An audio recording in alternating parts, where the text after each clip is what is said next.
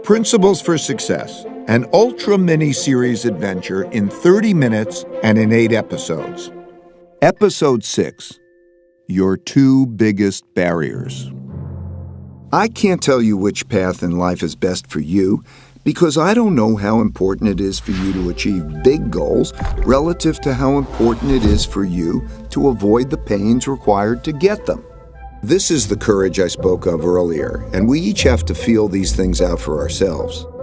After my big mistake in calling for a depression, I had come to one of life's forks in the road, as we all do. If I made the choice to take a normal job and play it safe, I would have ended up with a very different life than the one I had. But as long as I could pay the rent, put food on the table, and educate my kids, the only choice for me was to risk crossing the jungle in pursuit of the best life possible. My big mistake in betting on a depression gave me a healthy fear of being wrong. In other words, it gave me deep humility, which was exactly what I needed. At the same time, it didn't stop me from aggressively going after the things I wanted. To succeed, I needed to see more than I alone could see. But standing in my way of doing that were the two biggest barriers everyone faces: our ego and blind spot barriers. These barriers exist because of how our brains work. First, let's explore the ego barrier. When I refer to your ego barrier, I'm talking about the parts of your brain that prevent you from acknowledging your weaknesses objectively so that you can figure out how to deal with them. Your deepest-seated needs and fears reside in areas of your brain that control your emotions and are not accessible to your higher-level conscious awareness. And because our need to be right can be more important than our need to find out what's true, we like to believe our own opinions without properly stress-testing them. We especially don't like to look at our mistakes and weaknesses. We are instinctively prone to react to explorations of them as though they're attacks. We get angry, even though it would be more logical for us to be open to feedback from others.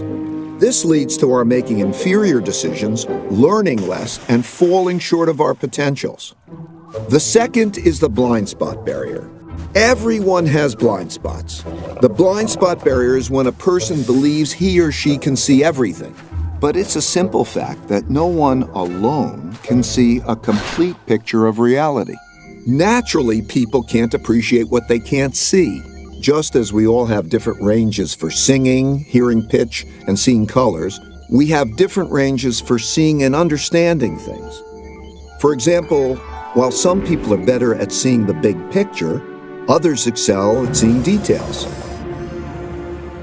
Some are linear thinkers, and others are more lateral. While some are creative but not reliable, others are reliable but not creative, and so on.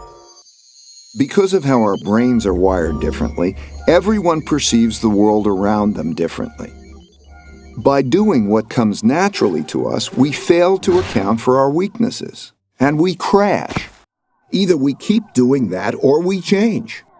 Aristotle defined tragedy as a terrible outcome arising from a person's fatal flaw. A flaw that, had it been fixed, would have instead led to a wonderful outcome. In my opinion, these two barriers are the main impediments that get in the way of good decision-making. My fear of being wrong gave me the radical open-mindedness I needed, and that changed everything.